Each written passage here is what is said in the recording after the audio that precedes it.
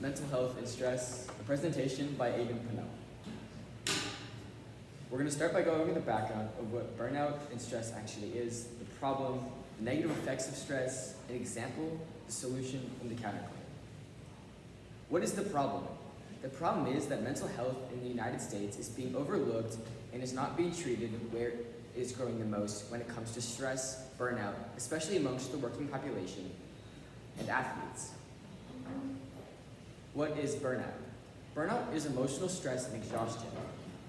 According to Webster's dictionary, burnout is emotional stress and exhaustion that affects people in the neurological system.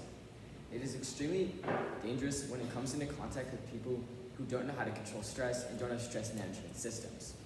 It can cause people who find tasks that they previously enjoyed to feel unrewarding and no longer like they're worth doing. Burnout in the workplace. People affected by burnout. According to Spill's charts, burnout has become common in the workplace in countries such as the United Kingdom, United States, and Canada. 43% of people in 100 countries from around the world reported being burnt out at least one time throughout the year while working. 79% of employees report feeling burnt out during the work year compared to the same rates in 2010, where it was only around 22% of workers. And 8% of total occupational illness cases are due to burnout. This compared to the 2010 stat of just 1% being related to burnout, stress, depression, or anxiety when in the workplace. The negative effects of stress. Stress affects every system in the body: the digestive, neurological, respiratory, cardiovascular, and even the brain itself. It can cause trouble breathing, emphysema, and asthma. It can cause poor blood flow in the heart, blood clotting, increased blood pressure, and increase the risk of diabetes. According to Memorial Norman, the institute that studies stress and the impact it has on people, it causes severe headaches, depression, and anxiety. It also can cause a lack of energy, insomnia, and extreme sleep deprivation. And it can literally alter the neural circuitry in the brain, which can impact the way people view different things, and can impact violent mood swings from anger, and can make emotions such as sadness and anger seem much more accentuated. An example of this in the real world was Simone Biles' experience during the 2020 Tokyo Olympics. Simone Biles was going to lead the United States to another gold medal during the 2020 Olympics. She had faced countless trials and even had been assaulted during her career. And through all these trials that she faced and everything she went through, she had been a strong woman fighting for these chances. And after a poor performance in the first day of the Olympics, she suddenly withdrew from the Olympics, citing the reason being, "I was fighting all those demons." And another quote from Simone being, "No, the mental is not there." Simone Biles later in an interview with CNN reported that she had the twisties, which is a syndrome when gymnasts lose the ability to track where they are in the air after becoming stressed and depressed. Simone Biles had extreme depression after dropping out from the Olympics.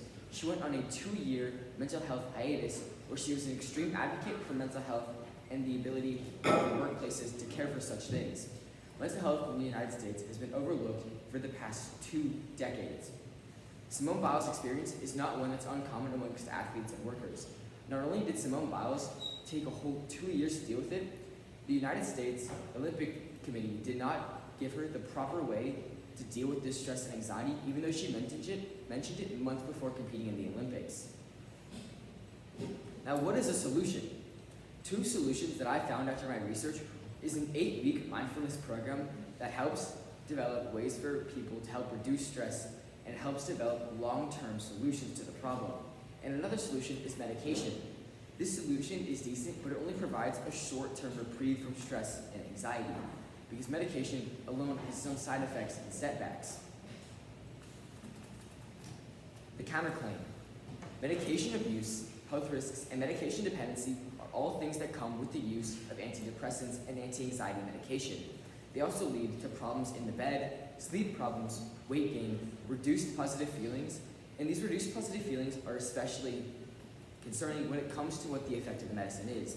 It doesn't just make you feel happy, but it takes away the ability to feel emotion, overall making you feel extremely emotionally numb. According to Harvard, they did a study where they found that 12% of Americans who took antidepressants were likely to abuse them.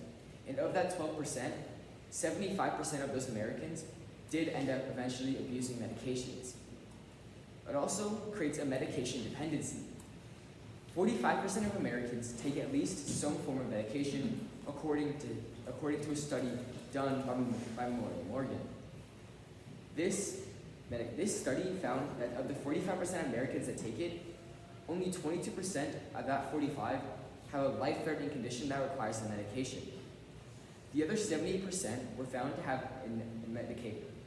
have some form of disability that could be treated without the medication. This is where the 8-week mindfulness program comes in. The best solution when it comes to this is the 8-week mindfulness program. This program was studied thoroughly by Harvard, Stanford, and CNN did many interviews with qualified medical professionals. And this was found to be an extremely effective long-term solution.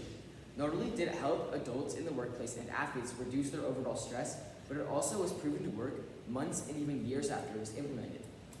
It also has less side effects. As with the mentioned medication, there are the side effects of weight gain, feeling emotionally numb, and overall just not feeling like you are fully connected with yourself. It's also cheaper for the patient, as according to CVS Health, the average medication for antidepressants costs anywhere from $500 to $4,500, depending if you have insurance. Of that $4,500 is often spent every 1 to 2 months to get an adequate medication to treat someone's mental health problems. The 8-week mindfulness program, after being studied by the Rochester University of Health, was found to be way more cost efficient.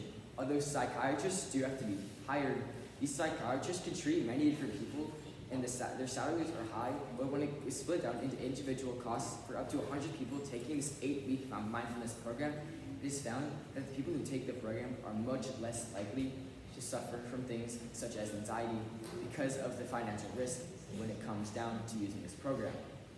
Overall, the better solution is the 8-week mindfulness program, because not only is there data supporting that it has a long-term lasting effect, it also doesn't have the side effects. It is cheaper for patients when it comes down to it, because 50% of Americans can't even afford a surprise $500 medical bill, let alone $2,000 in antidepressant medication. Overall, the reason that this is the best solution is because it provides a better long-term answer to the problem of the mental health crisis in the United States. Thank you.